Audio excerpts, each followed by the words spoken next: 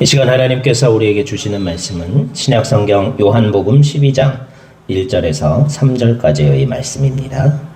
신약성경 167쪽입니다. 봉독해 드리겠습니다.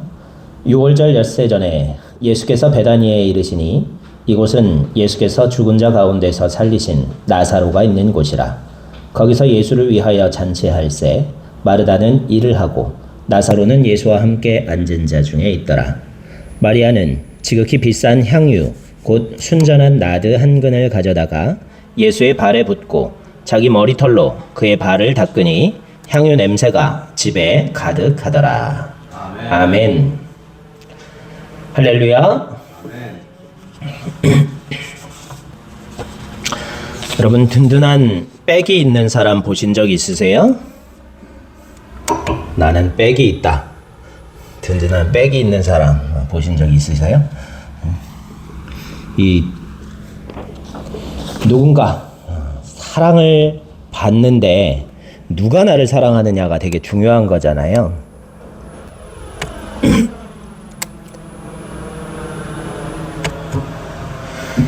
누군가 아주 힘이 강하고 능력이 많은 사람이 나를 아주 아끼고 소중히 여겨준다면 아마 무서울 게 없을 것 같아요. 요즘 드라마 같은 거 보면은 재벌인 할아버지가 재벌이고 그런 사람들이 이제 신분을 숨기고 회사에 입사했다가 이제 저 신입 말단 사원으로 입사해가지고 조금 그 위에 있는 직급이 높은 사람들이 갑질하는 거를 이렇게 혼내주는 속 시원한 장면들을 종종 볼 수가 있는데요. 내가 누구에게 사랑을 받는가 하는 게 되게 중요한 것 같아요. 오늘 우리가 본문 말씀을 통해서 예수님의 사랑을 받는 사람이 등장을 해요.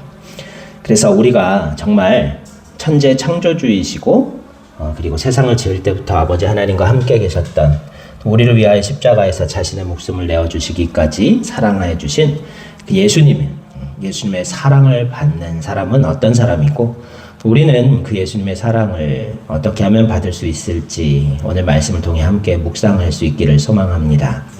세상에 그 어떤 권력자가, 그 어떤 부호가 나를 아끼고 사랑해 주는 것보다 우리 주님께서, 예수님께서 나를 사랑해 주신다면 그보다 더 든든하고 좋은 일이 없다는 것을 우리가 기억하면서 주님의 사랑을 받는, 세상의 다른 누구도 아니라 오직 주님의 사랑을 받는 사람으로 살아가는 은혜가 있기를 간절히 소망합니다. 교회들도 그래요. 누군가 영향력 있는 사람하고 인맥이 있고 그렇잖아요. 그러면은 그것을 괜히 자랑하고 싶고, 교회 행사 때 누군가 좀 유명한 사람들하고 인맥이 있으면 그분들 교회로 초청하고 그러는 경우들이 종종 있잖아요. 그래요. 저도 교회 다닐 때 학창 시절에 보면은 저를 가르치셨던 그 선생님이 되게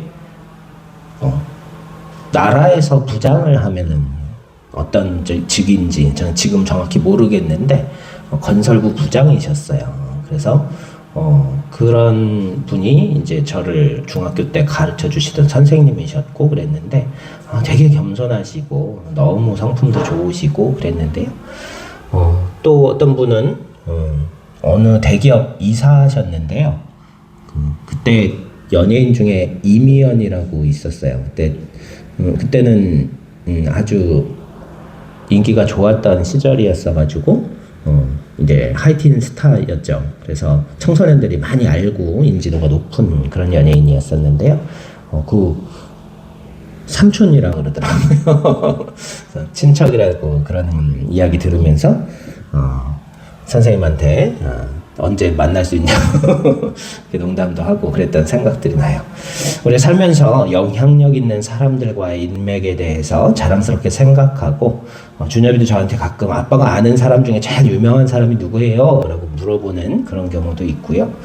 또 사회복지사님들 우리 집에 찾아오시면요, 어머니가 우리 아주버님이 되시죠? 큰아버지가 그 아버지의 형님이시니까 이제 저희 큰아버지가 작곡가시라는 거를 자랑하게 되고 그런 것들 우리가 많이 알고 있죠. 그런데 그 어떤 인연보다도 그 어떤 영향력 있는 사람과 아주 친밀하고 가까운 사이인 것보다 예수님과 우리가 가까운 사이라면, 예수님이 우리를 너무너무 사랑하셔서 목숨까지도 내어주셨는데요. 그 예수님이 우리를 사랑해 주신다면 그보다 더 든든한 일이 이 세상에 있을 수 없다라는 사실을 우리가 기억하면서 오늘 말씀을 묵상할 수 있기를 소망합니다. 사람들이 군중 속의 고독이라는 이야기를 종종 하죠. 홍수가 나면은 물 때문에 난리가 나고 집이 물에 잠기고 길거리조차 물에 잠겨서 배를 타고 다녀야 할 정도인 경우도 종종 언론에서 볼 수 있어요. 그런데 이 홍수 때 진짜 큰 문제가 뭔지 아시죠? 마실 물이 없다는 거예요. 다 오염된 더러운 물들만 있고 깨끗한 식수들조차도 이 넘치는 물에 오염이 되어 버려서 홍수가 나면 정작 마실 만한 깨끗한 물이 없다는 거예요. 수돗물도 오염이 되고 그렇게 되겠죠. 예전에는 우물에 의지하던 그런 시절에는 어땠겠어요? 홍수가 나면은 유일한 식수들까지 다 오염돼 버려가지고 전염병이, 홍수 이후에는 전염병이 곳곳에 돌고 막 그러기도 했었죠. 또 요즘 사회가 그런 것 같아요. 홍수 때 마실 물이 없는 것처럼 물질적으로는 역사상 유례가 없을 정도로 참 풍요로운 그런 사회 우리가 살아가고 있는데요. 정작 어때요? 자살률은 그 어느 때보다도 높고요. 영적으로는 그 어느 때보다도 더 궁핍한 그런 시대를 우리가 살아가고 있습니다.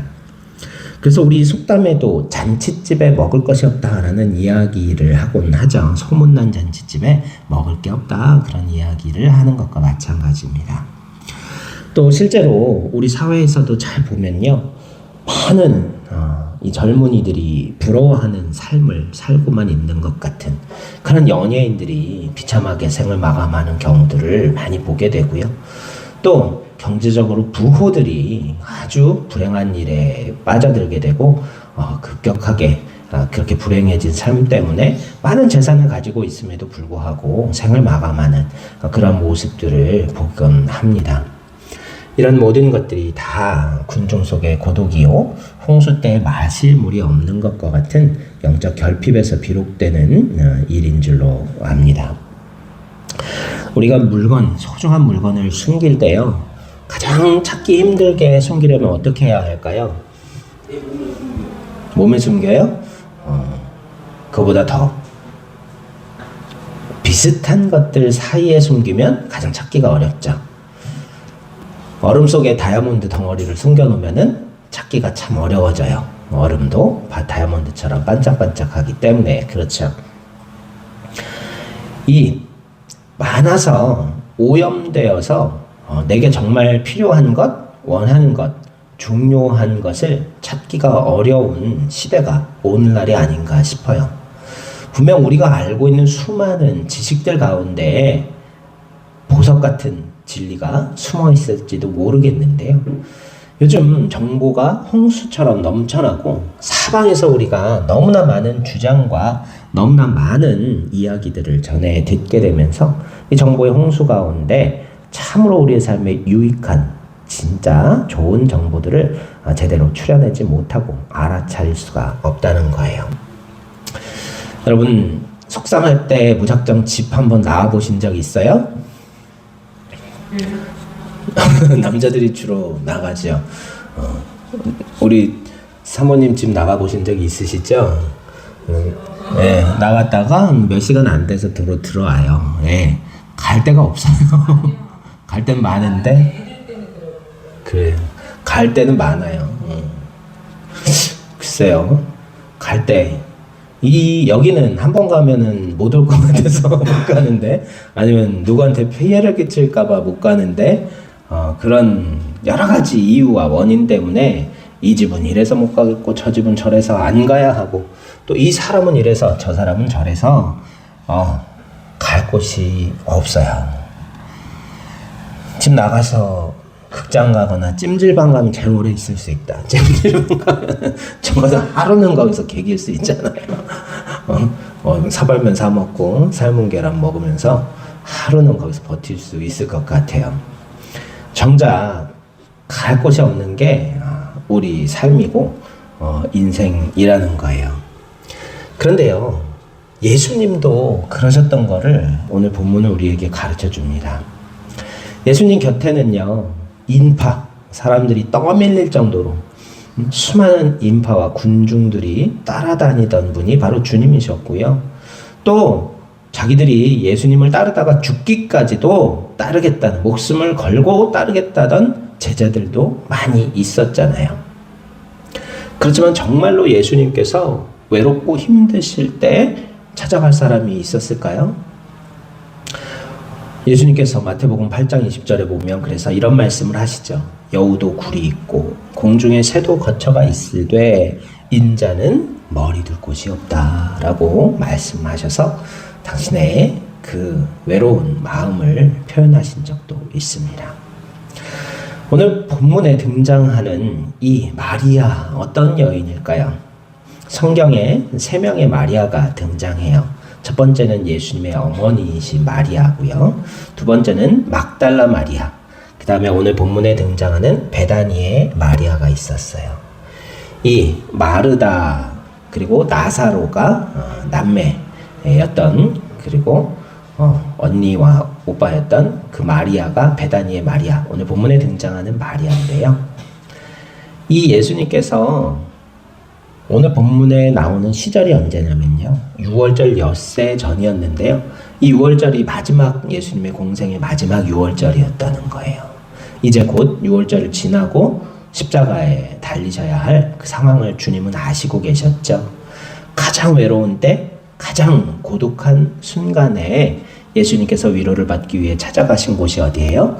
바로 베다니의 이 마르다와 마리아와 나사로의 집이었다는 거예요. 마리아라는 이름의 뜻 자체가 사랑받는 사람이라는 뜻을 가지고 있다고 해요. 예수님께서는요, 여기에 오셔서 정말로 그 마음에 원하셨던 대로 가장 큰 위로를 받으시고 십자가를 감당하실 만한 힘을 다시 한번 얻게 됩니다. 이 마리아가 예수님께 지극히 순전한 나드 한 근을 붓고 머리털과 눈물로 그 발을 씻어주셨던 거예요. 이 여자가 내 몸에 이 향유를 부은 것은 내 장례를 위하여 함이니라 하고 말씀하시며, 내가 진실로 너희에게 이르노니 온 천하에 어디서든지 이 복음이 전파되는 곳에서는 이 여자가 행한 일도 말하여 그를 기억하리라 하고 예수님께서 칭찬해 주셨던 그러한 사건이 오늘 본문에 등장하는 이 마리아가 예수님께 행한 일이었다는 거예요. 마리아는 과연 그 이름의 뜻대로 예수님의 지극한 사랑을 받은 사람이고, 또 마리아 역시 그 예수님을 자신의 가장 귀한 옥합을 깨뜨려 순전한 나드 한 근, 평생 자기가 모은 그 귀한 재산을 아낌없이 깨뜨려 드릴 수 있을 만큼 예수님을 사랑했던 사람이라는 것을 볼 수가 있죠. 우리도 예수님의 사랑을 받는 사람이 되기 위해서 마리아와 같은 사람이 될 수 있기를 소망합니다. 마리아는요, 마르다가 바쁘고 일에 정신없을 때, 너무 바쁜데 마리아는 예수님의 발치에 무릎 꿇고 앉아가지고 예수님이 해주시는 말씀을 너무 즐겁게 듣고 있었어요. 이 꼴을 보다 못한 마르다가 예수님께 와서 예수님 저 마리아 좀 혼내주세요. 지금 일손이 손님 대접하느라고 준비하느라고 너무 바쁜데 일은 안 도와주고 예수님 곁에 앉아가지고 자기 좋은 말씀만 듣고 있다 이러잖아요. 그렇죠? 그러지만 예수님께서 바쁘고 분주한 것은 다 지나갈 일이지만 말씀을 들을 수 있는 기회는 지금밖에 없다. 마리아는 더 좋은 것을 선택했으니 가만히 둬라. 그렇게 말씀하시죠. 마리아는 이처럼 예수님의 말씀을 다른 어떤 일보다 가장 소중히 여기는 사람이었다는 거예요. 우리도 주님의 사랑을 받기 위해서 다른 어떤 것보다 우리 주님의 가르침과 말씀을 가장 소중히 여기는 사람이 될 수 있기를 간절히 소망합니다.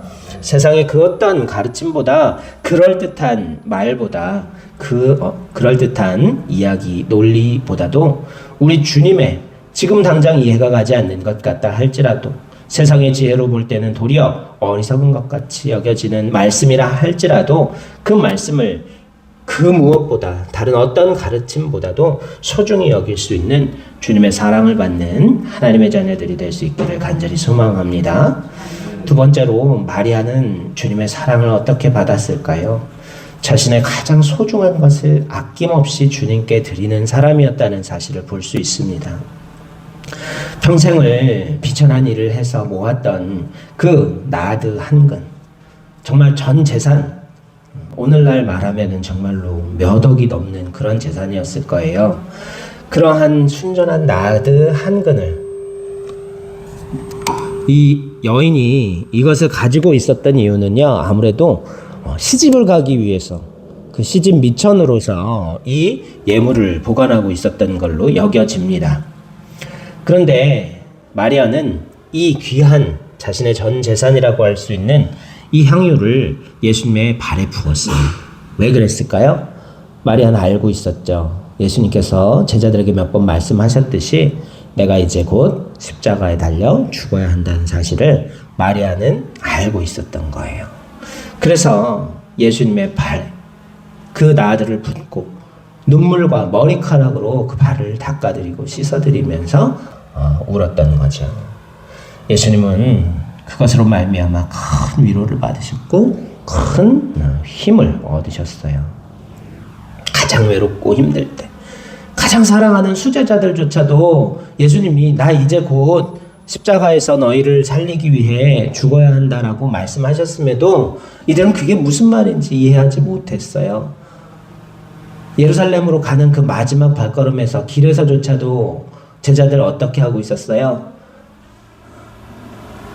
한 명은 예수님의 왼편에 이제 하나님 나라의 왕좌를 차지하실 때 한 명은 왼편에, 내 아들 중에 한 명은 오른편에 앉혀달라고 그렇게 부탁을 하던 그러한 시간이었던 거예요. 그럴 때 예수님께서 이 마리아의 소중한 헌신을 통해서 큰 위로를 얻으셨다는 거죠. 우리도 우리의 가장 소중한 것을 주님께 드린다 할지라도 그게 주님께 무슨 가치가 있겠습니까?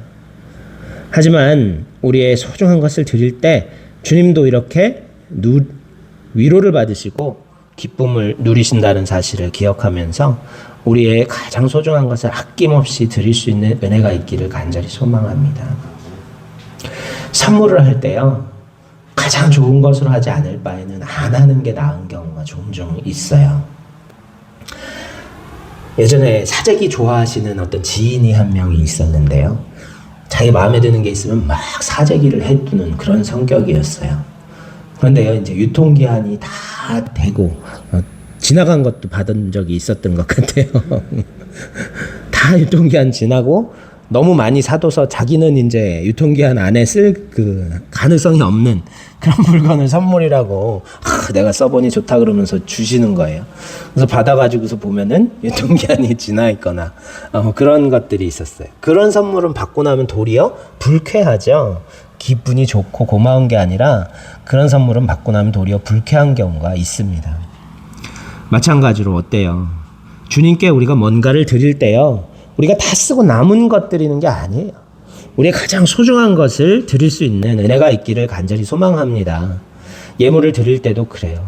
우리 쓸 거 다 빼고 이제 남는 것 이렇게 떼어서 하나님께 드리는 게 아니라 정말로 이 돈 갖고 한 달 살기도 힘들고 버티기도 힘든데 거기서 11조를 떼어서 드린다는 게 참 힘든 일이라는 거 우리 알고 있죠.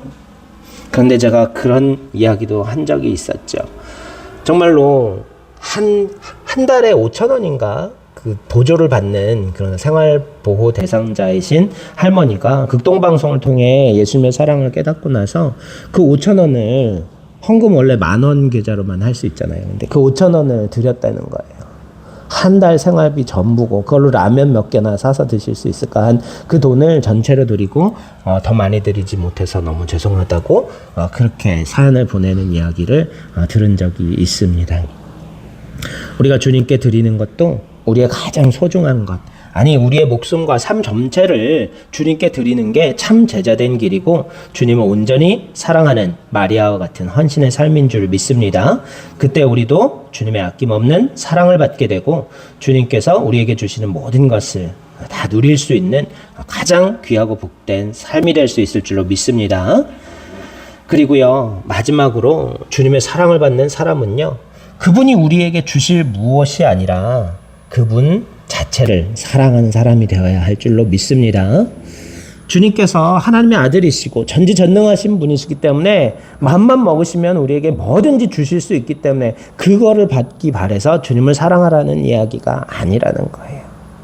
주님은 이미 자신의 몸을 십자가에서 찢으시고 모든 살과 피를 찢으시고 피를 흘려주심으로 말미암아서 우리의 목숨을 살려주실 구원의 길을 열어주신 그 주님이십니다. 그 주님을 그 십자가의 사랑만으로도 사랑할 수 있는 우리가 될 수 있기를 소망합니다. 나를 그렇게 아낌없이 사랑해 주신 그분을 우리도 조건 없이 사랑할 수 있는 은혜가 있기를 간절히 소망합니다. 그분이 주실 구원이 아니라 그분이 주실 이 세상에서의 형통과 물질과 부귀와 영화와 건강과 재물이 아니라 나를 구원해 주신, 죽을 수밖에 없는 이 죄인을 살려주신 그분의 사랑을 우리가 가슴 깊이 느끼면서 우리도 아무 조건 없이 그분을 온전히 사랑할 수 있는, 그래서 그분의 사랑을 받기에 합당한 하나님의 자녀가 될 수 있기를 간절히 소망합니다.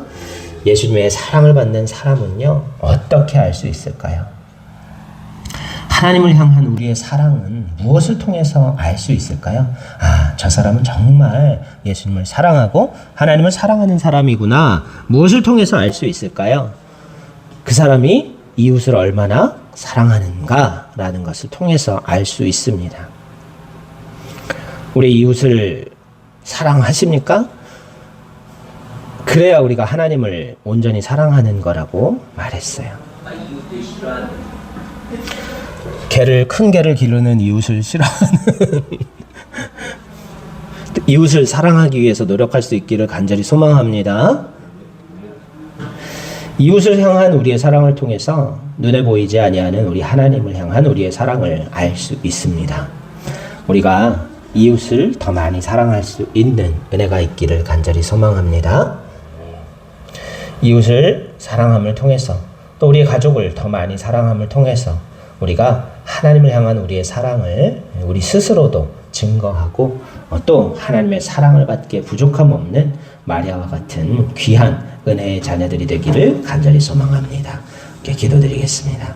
은혜와 사랑이 충만하신 생명의 하나님, 우리가 주님을 사랑한다 말로는 고백하지만 정말 우리의 삶으로 하나님을 사랑했는지 돌아보았습니다. 예수님 가장 외롭고 슬프시고 위로가 필요했던 그 순간에 베다니 마리아의 집으로 찾아가셔서 마리아의 헌신을 통하여 위로를 받으셨던 것과 같이 우리도 아낌없는 사랑으로 주님을 온전히 사랑하는 하나님의 사랑을 받는 온전한 자녀가 될 수 있도록 기름 부어 주옵소서. 우리에게 허락하여 주신 귀한 한 주간도 우리의 이웃을 내 몸과 같이 사랑함을 통하여서 하나님 사랑을 우리 삶으로 드러내고 또 다른 사람들에게 본이 되어지는 참된 하나님의 자녀들이 될 수 있도록 인도하여 주시기를 소망하오며 우리 구주 예수 그리스도의 이름으로 감사하며 기도드리옵나이다. 아멘.